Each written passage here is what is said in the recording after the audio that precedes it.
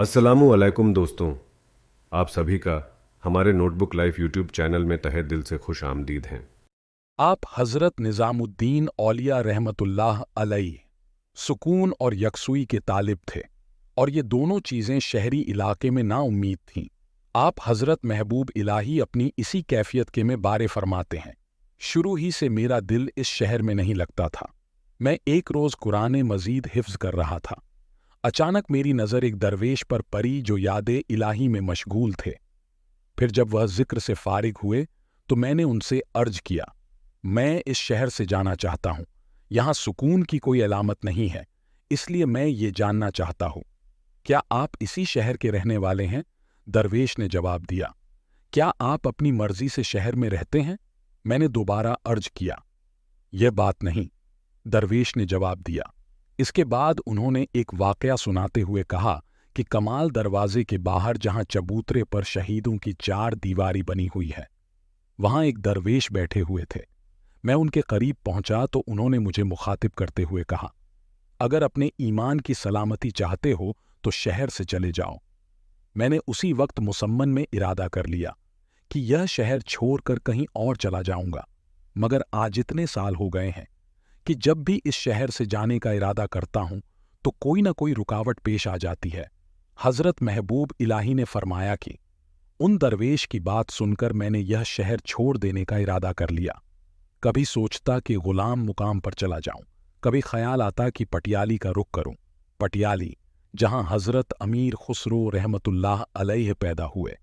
हजरत निज़ामुद्दीन औलिया ने उसी पटियाली शहर की तरफ इशारा किया था। कहते हैं कि कभी दिल कहता कि बसनाला चला जाऊं, वह एक पाक साफ जगह है। आखिर में बसनाला चला गया। वहां 3 रोज रहा, मगर कोई मकान नहीं मिला। फिर भीतर के सुकून का ख्याल हर वक्त लगा रहता था। इसी कशमकश में एक दिन हौजरानी की तरफ चला गया। वहां एक बाग में, जिसे बाग हैरत कहते हैं, परवरदिगार आलम से दुआ की, अल्लाह तू अपने बंदे की इस तरह से खूब वाकिफ है, मैं शहर से जाना चाहता हूं, तू मेरी रहनुमाई कर। जैसे ही मेरी दुआ खत्म हुई, गैब से एक आवाज सुनाई दी, ग्यासपुर। इससे पहले मैंने ग्यासपुर नहीं देखा था कि यह मुकाम किस जगह आबाद है। फिर मुझे एक दोस्त का ख्याल आया जो दरबार सुल्तानी में नकीब था। मैं उस दोस्त के घर पहुंचा तो अहल्ले खाना ने बताया कि वह गयासपुर गया हुआ है। मुझे फौरन ख्याल आया कि यही वह गयासपुर है जिसकी तरफ गैब से इशारा किया गया है। अजहर में वहां पहुंचा तो वह एक वीरान इलाका था। दूर दूर इंसानी आबादी नहीं थी। सुनसान फिजा देखकर मुझे सुकून हासिल हुआ कि यहाँ इत्मीनान से रह सकूंगा।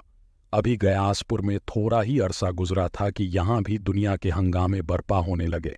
सुल्तान गयासुद्दीन बलबन के इंतकाल के बाद जब उसका बेटा मोइजुद्दीन के हिंदुस्तान का फरमान आवा हुआ तो इस इलाके का नक्शा ही बदल गया। मोहिउद्दीन ने कैलोद खरी में अपनी तफरीह गाह और महल तामीर किया तो यहाँ भी उमरा, सल्तनत, खिदमतगारों और सिपाहियों का काम हो गया। मखलूक के खुदा की कसरत देखकर मैंने सोचा कि अब यह जगह मेरे रहने के काबिल नहीं रही। इत्तफाक से उन्हीं दिनों दिल्ली के एक बुजुर्ग का इंतकाल हो गया। यह बुजुर्ग मेरे उस्ताद भी रह चुके थे। मैंने दिल ही दिल में फैसला कर लिया कि जब उस्ताद की फातिहा में जाऊंगा तो फिर किसी और तरफ का इरादा करूंगा। उसी रोज असर की नमाज के वक्त एक दुबला पतला नौजवान मस्जिद में दाखिल हुआ।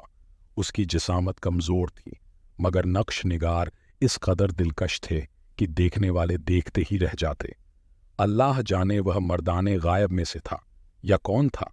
नौजवान ने दूसरे लोगों के साथ नमाज अदा की और फिर मुझे मुखातिब करके यह शेर पढ़ा, जिस रोज अल्लाह पाक ने तुझे चांद बनाया था उसी रोज समझ लेना चाहिए था कि सारी दुनिया की उंगलियां तेरी तरफ उठेंगी।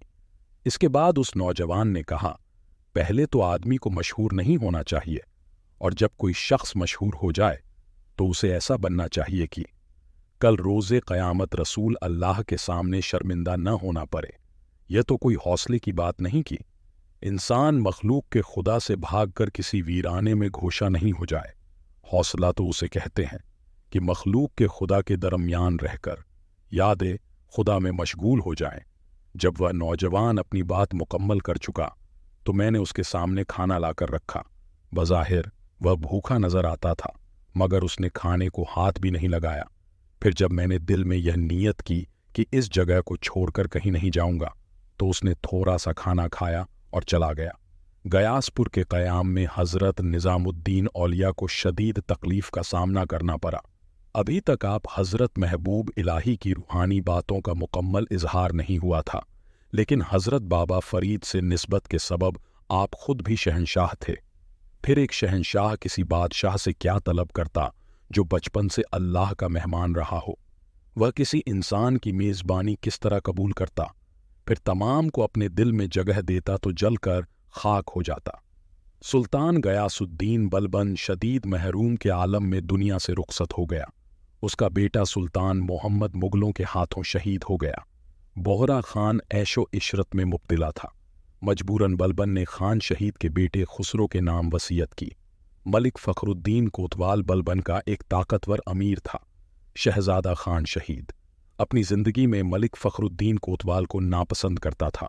नतीजतन उसने खान शहीद की रूह से इंतकाम लेने के लिए उसके बेटे की बजाय बोगरा खान के लड़के को हिंदुस्तान के तख्त पर बिठाया। बलबन ने ऐशो ज़िल्लत की फ़िज़ाओं से दूर रखा था, मगर कम उम्र में ताज सुल्तानी सर पर रखते ही उसके कदम लड़खड़ा गए। फिर मोहिउद्दीन के कबाब गुनाहों की पस्ती में ऐसा गिरा कि उसे कुछ होश ही नहीं रहा। यह वही मुकाम है जहां हज़रत कुतुबुद्दीन बख्तियार काकी ने क़याम फरमाया था। बाद में सुल्तान शमसुद्दीन अल्तमश की दरख्वास्त पर महरौली तशरीफ़ ले आए। सुल्तान ने शाही किले की बुनियाद रखी, एक शानदार जामा मस्जिद तामीर कराई और सरकारी दफ्तर दिल्ली से यहाँ तक करा दिए। नतीजतन यह जगह उमरा और सरकारी मुलाजिमों की पूरी हुजूम बस्ती में तब्दील हो गई। कहलो से 3 मील के फासले पर गयासपुर था, जहां हज़रत निज़ामुद्दीन औलिया ज़िक्र इलाही में मशगूल थे। यही वो ज़माना था जब सरकारी कारिंदों का हुजूम देखकर हज़रत महबूब इलाही किसी और जगह तशरीफ़ ले जाना चाहते थे। यह बड़ी अजीब बात है कि इस जगह पर जश्न कैफ निशात जारी था और बमुश्किल 2-3 मील के फासले पर गयासपुर में दरवेशों की एक जमात फाकाकशी के बदतरीन दौर से गुजर रही थी। जहालत पर दुनियावी नेमतों और आशीषों की बारिश हो रही थी और अहले इल्म के पेट पर पत्थर बंधे हुए थे। यह दरवेशों की कम नसीब नहीं, खुद सुल्तान की बदनसीबी थी कि वह हज़रत निज़ामुद्दीन औलिया के पड़ोस में रहते हुए भी आपकी दुआओं से महरूम रहा। हज़रत महबूब इलाही को तो अपनी बेसहारों का ख्याल तक न आता कि आप उस मर्द ज़लील के तरबियत याफ्ता थे जिसने कर्ज लिए हुए नमक का सालन खाने से इनकार करते हुए फरमाया था, निज़ामुद्दीन मोहम्मद दरवेश को भूख की शिद्दत से मर जाना कबूल है, मगर कर्ज की ज़िल्लत गवारा नहीं। हज़रत बाबा फ़रीद की इसी तालीम और फैज़-ए-मोहब्बत ने महबूब इलाही को सब्र तहम्मुल की आग में इस कदर जलाया था कि आप न उम्र में ही अक्सीर बन गए, मगर साथ ही दरवेशों की तकलीफ़ हर वक्त पेशी नज़र रहती थी। फिर भी आप अल्लाह पाक से कभी न उम्मीद ना हुए और हर वक्त ज़िक्र इलाही में मशगूल रहते। जब भी कुछ गैब से अता होता, सबसे पहले अपने खादिमों में उसे तक़सीम फरमाते। मेरे साथियों, आप सभी का बहुत बहुत शुक्रिया वीडियो को पूरा देखने के लिए। वीडियो पसंद आया है तो चैनल को सब्सक्राइब, लाइक एंड शेयर करना ना भूलें।